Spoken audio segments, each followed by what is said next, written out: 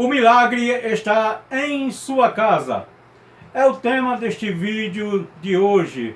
Estaremos lendo e dissertando sobre o texto onde o profeta Eliseu multiplica o azeite da viúva no livro de 2 Reis. Se você já é inscrito no canal, eu te agradeço e te peço, compartilha este vídeo. Também já deixa o seu like. E se você não é inscrito no canal, é a primeira vez por aqui, sou o pastor Reginaldo Pessoa e já te convido, também se inscreve no canal, compartilha este vídeo e sem mais demora, vamos para o vídeo?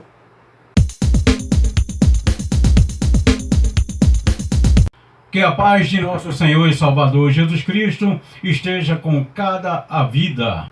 Estaremos lendo um verso da palavra de Deus que se encontra capítulo 4 de 2 Reis, também o verso de número 4. Diz assim a palavra de Deus: Depois entra, fecha a porta sobre ti e sobre teus filhos, deita o azeite em todas aquelas vasilhas e põe à parte a que estiver cheia. Esta é uma das passagens mais impressionantes do Antigo Testamento. O profeta Eliseu foi o instrumento de Deus para a realização deste milagre, deste e de tantos outros que encontramos na Bíblia Sagrada, narrado nas Escrituras Sagradas. O milagre. Todos nós cremos em Deus. Todos nós que cremos em Deus, eu particularmente creio em Deus, eu creio que Ele realiza milagres, eu sou um milagre, eu creio que o Senhor realiza milagres, mas existem algumas dinâmicas para a realização de milagres por parte de Deus. E estudaremos nesse texto a dinâmica da realização deste milagre. O que foi necessário, em que circunstâncias se desenvolveu e o que ocasionou e o que proporcionou a realização deste milagre. Aqui conta-nos a história de uma viúva cujo marido havia sido servo de Deus e também servo do profeta, que havia falecido e deixado uma grande dívida.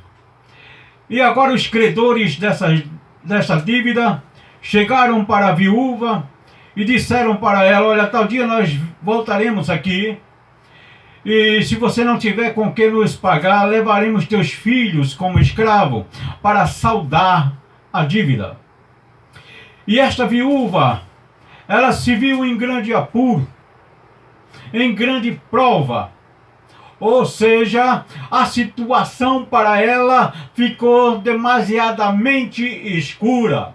Ela olhava para os lados e não via nenhum escape. Ela olhava para todas as direções e não encontrava solução para a sua situação, que era crítica, pois corria o risco que já havia perdido o marido e agora corria o risco de perder os filhos também para saldar esta dívida, a qual ela herdou do seu marido. Mas Deus realiza milagres. Deus realiza milagres, e este Deus que realizou este milagre no tempo do profeta Eliseu é o mesmo Deus que continua em nossos dias realizando milagres. Deus não mudou, Ele é imutável, Ele não há sombra de variação. Não há dúvida no coração daquele que crê em Deus, que o Senhor realiza milagres. E quando falamos em milagres, é algo impossível ao ser humano realizar.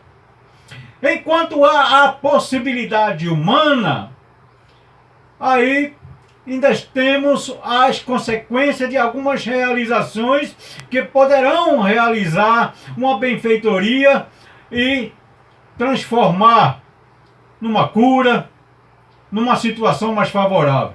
Porém, quando há impossibilidade humana, quando o ser humano não pode mais realizar nada, aí é a hora da possibilidade divina. Aí o milagre é realizado. Porque o milagre, ele precisa, para se concretizar, para realmente ser um milagre, ele precisa da impossibilidade humana, para que apareça a possibilidade divina. E esta mulher, ela clamou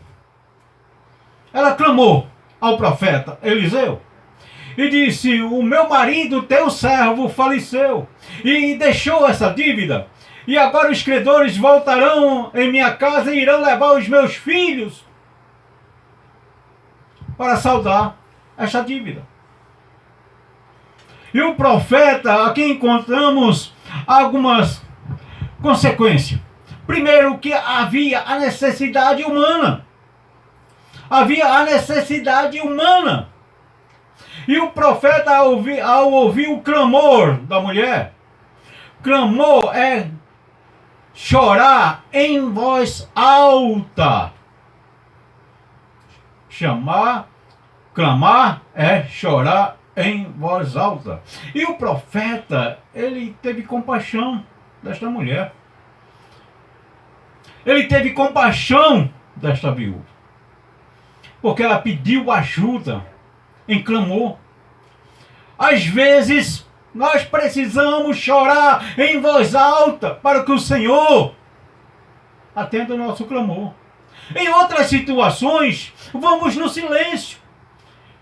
Igualzinho àquela mulher do fluxo de sangue.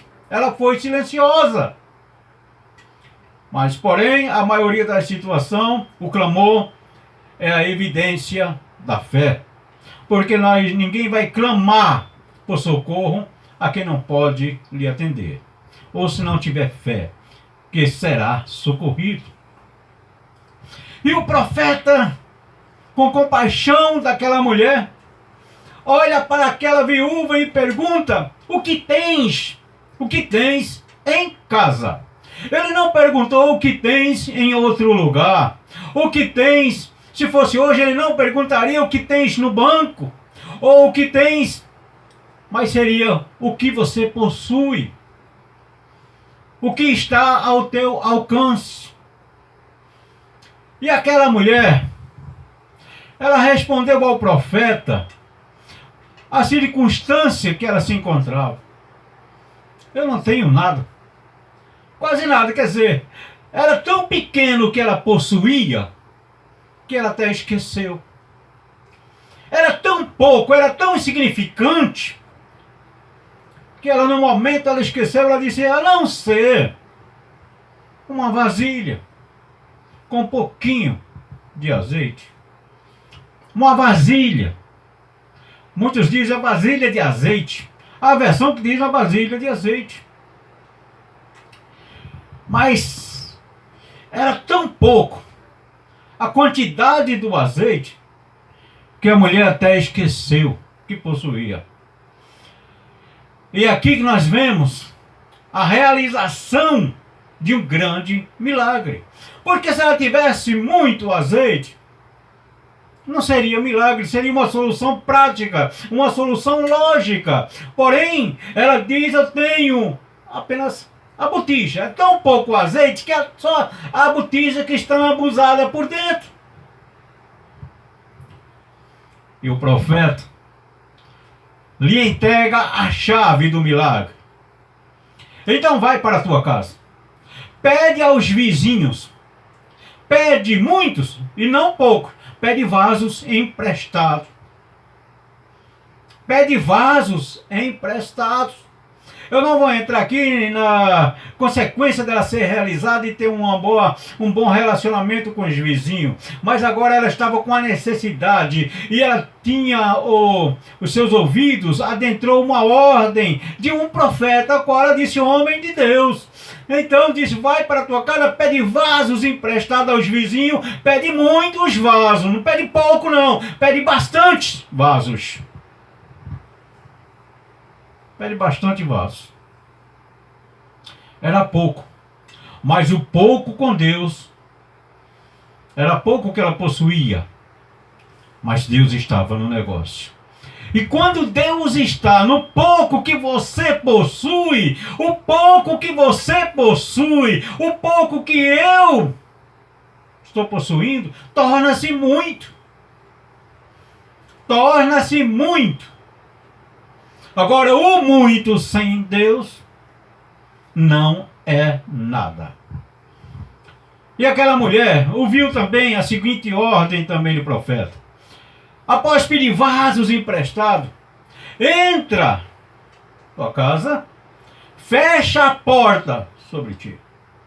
Fecha a porta. Vai ser na tua privacidade que o milagre vai acontecer. É diferente de hoje. Há muitas pessoas que usam Deus para se engrandecer. Usam o nome de Deus para proveito próprio. Fazem o marketing, fazem propagandas. Olha, eu vou orar, eu vou fazer isto, e o milagre vai acontecer, eu vou profetizar, e Deus vai realizar, como se Deus fosse um empregado que vai cumprindo uma ordem recebida. É o marketing, é a propaganda. Deus não é o fim, mas ele torna-se o meio, porque as pessoas usam Deus como meio para se auto-proclamar, para se auto-engrandecer. Por isso estamos numa explosão de profetas, por isso estamos numa explosão de falsos profetas, por isso estamos cheios de homens mentirosos usando de Deus para tirar proveito. Mas neste caso, o milagre. O profeta disse, fecha a porta. Vai ser na privacidade. Vai ser no silêncio. Vai ser sem propaganda. Não vai precisar de carro de som. Meus amados, olha, quando a unção acompanha o homem, quando o homem está dotado do Espírito de Deus, ele não precisa fazer marketing. Jesus Cristo, muito pelo contrário, dizia, olha, não digas para ninguém que foi eu que te fiz esse milagre, viu? Os profetas do Antigo Testamento, nenhum deles fez propaganda dos milagres que foram realizados através dele, porque o mérito é de Deus. O mérito não deve ser do homem, isso que Pedro e Paulo falaram. Me faz lembrar que Pedro, Tiago e João, em Atos capítulo 3, ali o coxo da porta formosa, quando as pessoas ficaram atônitas olhando para ele, ele disse, olha, não é nós que fizemos isso aí não. Isso aí, o mérito é de Jesus Cristo Nazareno, a qual aquele que vocês mataram. É no nome dele que foi realizado tudo isso aí. O mérito é dele, o mérito não é nosso não. É o contrário de hoje. Deus fez porque nós ordenamos, Deus fez porque nós profetizamos, Deus fez porque nós calculamos, Deus fez porque nós projetamos. Que o Senhor nos ajude e abra os nossos olhos no tempo que estamos vivendo. E a mulher obedeceu, ela fechou a porta foi fechada, e quando ela fechou a porta, que ela pegou aquela vasilha com azeite, o azeite começou a fluir, porque a fé daquela mulher foi obediente. A fé daquela mulher foi obediente. Ela obedeceu à risca a ordem do profeta. Aí, por causa desse texto, dessa passagem, muitas pessoas se aproveitam hoje e assumem o lugar de profeta para ordenar. E a função do profeta não é ordenar. E no Novo Testamento ainda não existe mais o ministério profético, mas existe a profecia. E a profecia é, hoje, num contexto totalmente diferente deste tempo. O azeite começa a fluir. Nós entendemos que o profeta Eliseu foi um instrumento de Deus. Foi um instrumento que Deus usou para solucionar a situação daquela mulher. E por que Deus usou de um instrumento? Deus realizou o milagre na vida daquela mulher. Era só porque ela era pobre? Não. É porque Deus é bom. Deus realiza milagre não é porque nós merecemos, não é porque nós somos pobres, não é porque nós precisamos, não é porque nós merecemos. Ele realiza milagres na minha e na tua vida porque a misericórdia dele, a compaixão dele, ele é bom. Objetivos do milagre, deste milagre, que nós encontramos no desenrolar, na dinâmica da realização deste milagre. Primeiro, uma resposta ao sofrimento humano. Uma resposta ao sofrimento humano. Deus sempre responde quando estamos em sofrimento. Deus sempre responde, o nosso Deus sempre nos responde quando estamos em apuros, quando estamos em prova, quando estamos em luta que nós procuramos. Às vezes ele até deixa para que nós soframos e aprendamos a não procurar, a não provocar mais lutas na nossa vida. Porque às vezes, por causa da nossa ignorância, aí provocamos algumas lutas e falamos: o Senhor nos colocou na prova. Não, o Senhor não nos colocou na prova. São lutas que às vezes nós procuramos, com as nossas irresponsabilidades, com os nossos pecados. Há uma diferença entre prova e lutas. Uma resposta ao sofrimento humano. Segundo objetivo do milagre é glorificar a Deus. É glorificar o nome do Senhor. Por isso que eu disse anteriormente que muitas pessoas usam de Deus como um meio. Mas Deus, o objetivo dele ao realizar milagres é apenas glorificar o seu nome. Jesus, todos os milagres que ele realizou era para glorificar o nome do Pai. Ele, o Filho de Deus, não glorificou a si mesmo, mas tudo o que ele fez, ele disse: as minhas palavras é para que o Pai seja glorificado. As obras que aqui faço, e as obras é isso, os milagres, tudo que ele realiza, para que as obras que ele realiza é para que o Pai seja glorificado no Filho. Nós devemos glorificar o Senhor na nossa vida, nos milagres que ele tem realizado. E às vezes ele realiza milagres nas pequeninas coisas, que às vezes nem percebemos, nem damos conta. Glorificar o nome do Senhor. Às vezes, tem pessoas que tiram proveito. No Antigo Testamento encontramos algumas pessoas que tiravam proveito. Geazi, por exemplo, foi um que quis tirar proveito do milagre. E ainda do milagre realizado por outro, né? Que ele não realizou o milagre. Foi o profeta Eliseu e ele foi punido. Encontramos a punição dele.